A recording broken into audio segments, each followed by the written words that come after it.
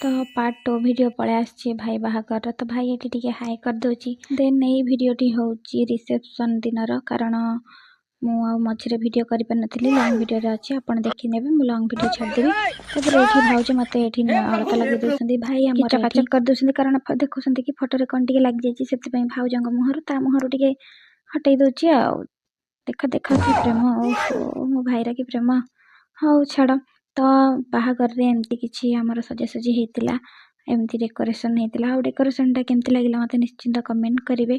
आ भलो हेछि ना नै निश्चिंत कहिवे तापरे हमें भाउज मु आ मो दीदी आ मो सान भाउज बाहरी पड़थिलु पार्लर जिया पई कारण बहुत किछि काम अछि जानथिबे तो झिया मानकर पार्लर रे कोन काम फाइनली हमें पार्लर रे आसी के पहुंची जाइछु हमर सज हबा भी आरंभ होई जाइछि तापरे सज सरीबा परे हमें बे बाहर थिलु घर को जिया पई